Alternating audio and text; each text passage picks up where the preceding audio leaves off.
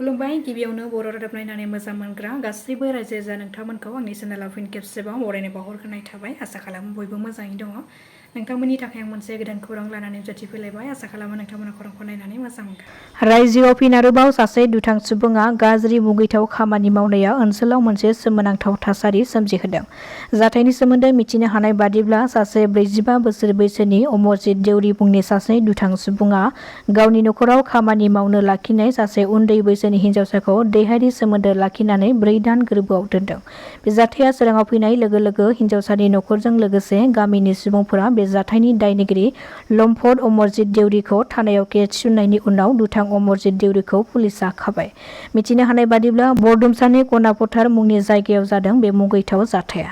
दुलाराय बर' फरायसा आफाद एबा एबसुआ फैगौ 10 जुलाइआव लामा हान्जा सुनाय हाबाफारि लागोन। बेलासि 3:30 समाव आसाम नाङैनो मोनफ्रोमबो दखरा आरो जिल्लायाव एबा साब डिभिजन आउट डिस्ट्रिक्ट हेडक्वार्टार्सआव 1000 सो बर'नि गामसा दखना आर'नाइ गाननानै लामायाव हान्जा सुनाय हाबाफारि लानाय जागोन। मख'नो गोनांदि बे हान्जा सुनायनि गुबै थांखियानो जादों गेरेमसा बर' माहारि दानाय आरो गेरेमसा बर' माहारि दानायनि मोन्थोर जेरै बुहुमनि बर'फोर खौसे जा थां आरो थांनानै थानो हो। बे हान्जा सुनाय हाबाफारिनि गेजेरजों बर' माहारिनि रैखाथिजों दुलाराय बर' फरायसा आफादाव जेसेबांनाखि आगुनि बिबानगिरि दैदेनगिरिफोर दङ बयखौबो खावलायनानै बे लामा हान्जा सुनाय हाबाफारिखौ जागायजेनगोन।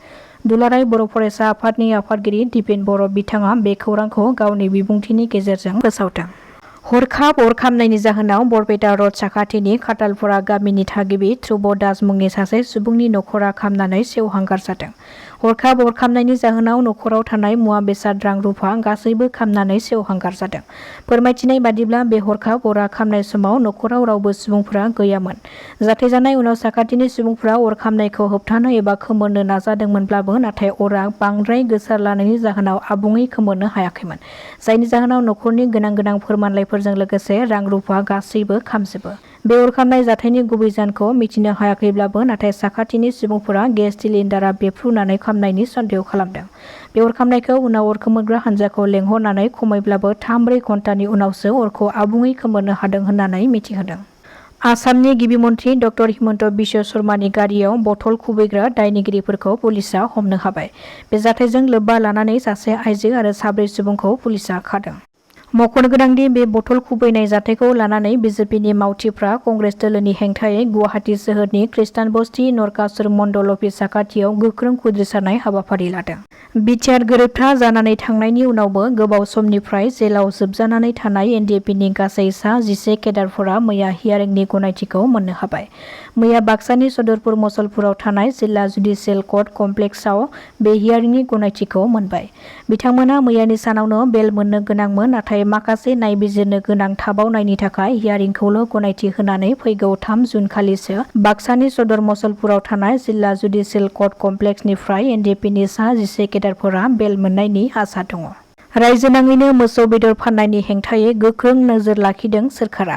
बेबादिनो मैयानि सानावबो रायजो सोरखारनि बिथोनखौ बिथा खालामनानै गसाइगाव सिमलटापु बाजाराव पुलिसआ गोख्रों सिग्रोमनाय हाबाफारि लानायनि गेजेरजों मोसौ बेदर फानग्रा हटेल रेस्टुरेन्टफ्राव सिग्रोमनानै गासै 3 मोसौ बेदर फानग्रा हटेलफोरखौ पुलिसआ थाला मारिदों। बेनि अनगायैबो बिजनियावबो पुलिसआ गोख्रों सिग्रोमनायनि गेजेरजों रफिकुल इस्लामनि रायहान रज मुंनि हटेलनिफ्राय बिजनि 9 किल'ग्राम संनाय आरो गोथां मोसौ बेदरखौ हमनायजों लोगोसे रफिकुलनि बिसि बबिता आक्ताखौबो पुलिसआ खादों। बेनि अनगायैबो फकिराम टाउनावबो पुलिसआ मोसौ बेदरनि हेंथायै सिग्रोमनायनि गेजेरजों मोसौ बेदरजों लोगोसे सासे सुबुंखौ हमबावदों। फकिराग्रामनि रेलगेट साखाथिनि इस्लाम हटेलनिफ्राय संनाय बेदरजों लोगोसे 10 केजि गोथां मोसौ बेदरबो मोननो हानायजों लोगोसे हटेलनि बिगुमा आइजुल हकखौ पुलिसआ खादों। एडिआरइ आनजादखौ लानानै गिबि मन्थ्रिया मोनसे गोनां खौरां फोसावदों। फिन आरोबाव खुंफिननाय जागोन एडिआरइ आनजादखौ। फैगौ नभेम्बर दानाव फोसावनाय जागोन एडिआरइनि गोदान फोसावथाय। गिबि मन्थ्रिया मिथिहोनाय बादिब्ला फैगौ नभेम्बर-डिसेम्बर दानाव एडिआरइनि गोदान फोसावथाय होगोन। बेनि उनाव फैगौ बोसोराव खुंनाय जागोन एडिआरइ सायख' आनजादखौ। मिथिहोनाय बादिब्ला फैगौ 10 अक्ट'आव आबुं जागोन एडिआरइनि थिसनथायनि हाबाफारिया।